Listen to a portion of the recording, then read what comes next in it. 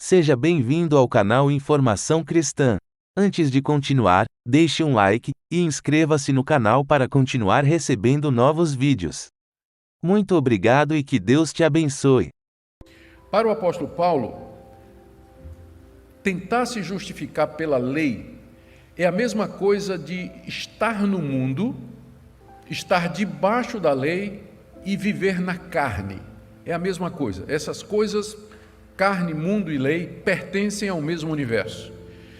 Se você tenta se justificar diante de Deus, observando a lei de Deus, guardando os preceitos da lei, o que vai acontecer é que, em vez de salvação, você verá despertado em você os desejos da carne. A lei provoca a carne, estimula a carne. E como resultado você vai viver como as pessoas do mundo vivem. O efeito é o contrário. Então, nesse universo, o vocabulário é lei, mundo, carne, escravidão, morte, afastamento de Deus, que era, ao final, o resultado daquilo que os judaizantes estavam ensinando, de acordo com o apóstolo Paulo. Do outro lado, você tem o vocabulário que define o evangelho da graça. Viver na graça é a mesma coisa de estar livre da lei, vencer a carne, andar no Espírito e experimentar a liberdade que Deus nos deu. São dois sistemas opostos, completamente opostos um ao outro. E ou você está vivendo de acordo com um, ou você está vivendo de acordo com o outro, mesmo que você esteja numa igreja evangélica, mesmo que você pertença a alguma denominação, se considere cristão. Na verdade, o que Paulo está fazendo aqui é definindo os dois princípios que dividem a humanidade ou representam as opções diante de Deus para toda a humanidade. Ou a pessoa tenta se justificar diante de Deus, observando a lei de Deus, tentando guardar os seus mandamentos e assim caindo debaixo do poder da lei, estimulando a carne, praticando o pecado, vivendo como escravo e seguindo pelo caminho do mundo, ou ela é justificada pela graça de Deus, mediante a fé em Jesus Cristo, vive no Espírito, é liberta do poder da carne e experimenta aqui nesse mundo uma vida de santidade e uma vida de agradar a Deus. Esse é o ponto aqui do apóstolo Paulo, no final da carta, porque os judaizantes ofereciam esse caminho para os crentes da Galácia. Eles estavam dizendo, a forma de vocês vencerem as paixões do coração de vocês é vocês seguirem a lei de Deus. Se vocês observarem os preceitos da lei, a circuncisão, o calendário, a dieta e também a lei moral de Deus resumida nos 10 mandamentos, se vocês fizerem isso, vocês então obterão vitória e controle sobre os desejos carnais. O apóstolo Paulo vai dizer aqui que isso não funciona.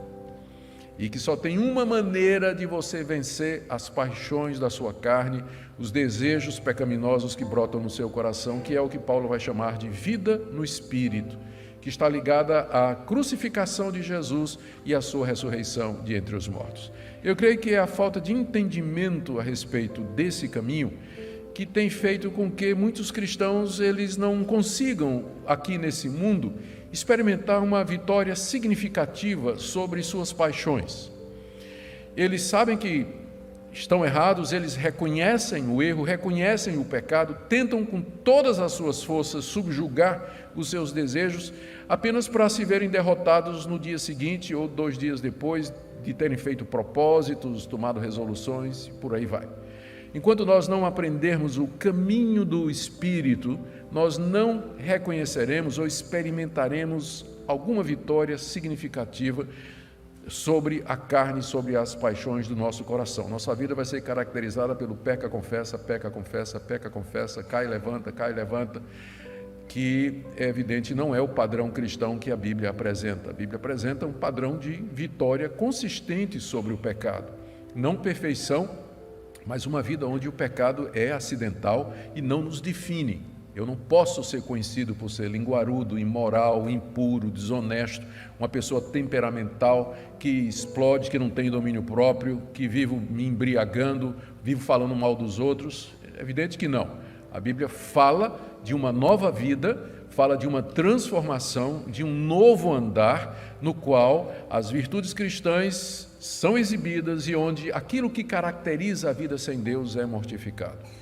Infelizmente, às vezes, a nossa ênfase, nós temos que lembrar que a ênfase que nós damos na Igreja Reformada, a depravação total, tem que ser contrabalanceada pelo ensino a respeito da graça de Deus em Cristo Jesus e o poder do Espírito Santo para nos libertar do domínio do pecado, para que nós não caiamos, primeiro, no extremo de pensar que é normal o crente, quando orar, dizer assim: Deus me perdoa, porque eu vivo pecando em pensamentos, palavras e atos, milhões de pecados. Está alguma coisa errada com você, meu irmão.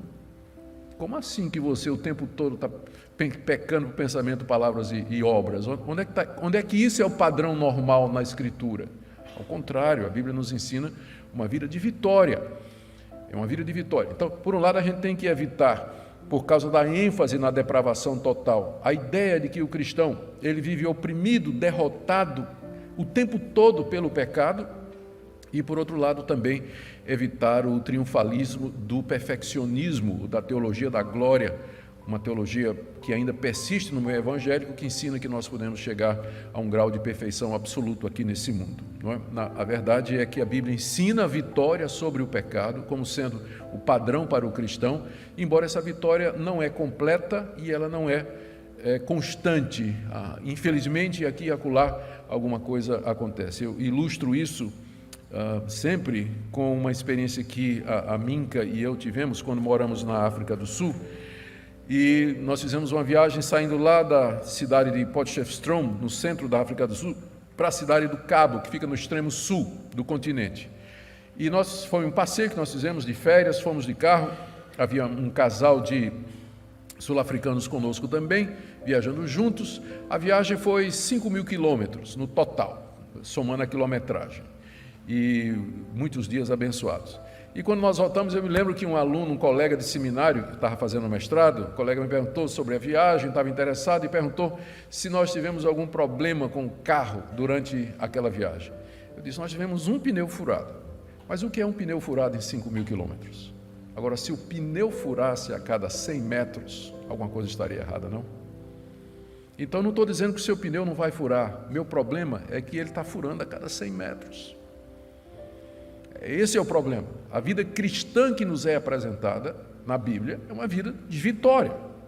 Vitória sobre o pecado. Não é perfeição absoluta, mas é uma vitória significativa, que pode ser experimentada e pode ser vivida. E o segredo para isso é viver no Espírito, que é exatamente o que Paulo está ensinando aqui. Então eu quero ver com vocês, em primeiro lugar, o contexto em que Paulo diz estas palavras, tentar explicar aí do verso 13 a 15, que eu deixei fora da leitura, porque faz parte do contexto.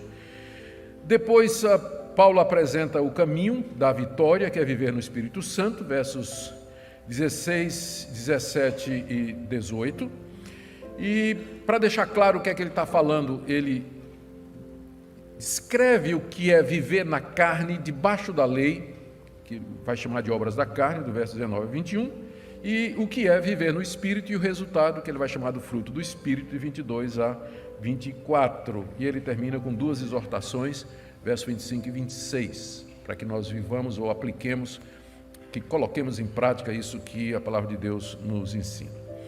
Então vamos lembrar aqui o contexto. No verso 13 a 15, Paulo está dizendo para os cristãos, está dizendo para os crentes da Galácia, de que eles deveriam aproveitar a liberdade que eles têm em Cristo Jesus para viver de acordo com a vontade de Deus. Verso 13, vós, irmãos, fostes chamados à liberdade. Deus nos chamou para isso. A liberdade aqui é a liberdade do domínio do pecado sobre nós. Porém, não useis da liberdade para dar ocasião à carne. Ao experimentar a liberdade que nós temos em Cristo Jesus, alguns cristãos se sentem à vontade, então, para parar de vigiar ou deixar que os desejos carnais se manifestem. Ao contrário, diz o apóstolo Paulo, final do verso 13, sede servos uns dos outros pelo amor. Eu sou livre de todos e servo de todos, como disse Lutero. O Evangelho me liberta de tudo e de todos, mas ao mesmo tempo me faz servo de todas as pessoas. Eu sou livre, Mas eu não vou usar a liberdade para dar ocasião à carne, eu vou usar essa liberdade para servir as pessoas ao meu redor. E a razão, Paulo diz no verso 14, é porque toda a lei de Deus, todas as exigências de Deus se cumprem num mandamento só: amarás o teu próximo como a ti mesmo. Quer cumprir a lei? Ama o próximo. Porque quem cumpre a lei, quem ama o seu próximo, cumpre a lei. Agora, verso 15, se vós, porém, vos mordeis e devorais uns aos outros, vede que não sejais mutuamente destruídos. Aqui Paulo está ironizando com a situação dos Gálatas.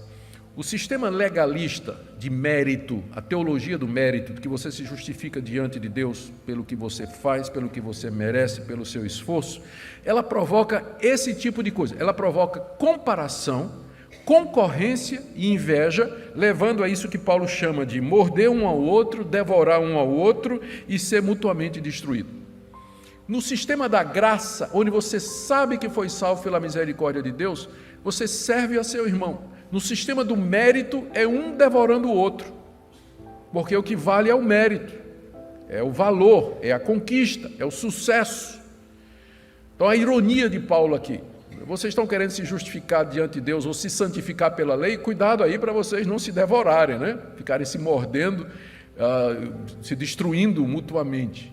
Em contraste a isso, aí sim, agora ele introduz no verso 16, digo porém, o porém aí faz o contraste, né? Em vez de vocês se devorarem, se destruírem, tentando se justificar diante de Deus pela lei ou guardar as obras da lei, Paulo agora introduz o que ele chama de vida no Espírito. Olha a declaração do verso 16. Digo, porém, em contraste ao que foi dito, andai no Espírito e jamais satisfareis a concupiscência da...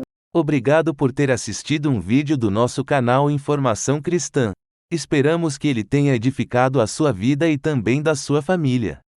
Pedimos que por favor se inscreva no nosso canal, dê um like e compartilhe esse vídeo para o maior número de pessoas, para que elas também sejam edificadas e alcançadas pela palavra do nosso Deus.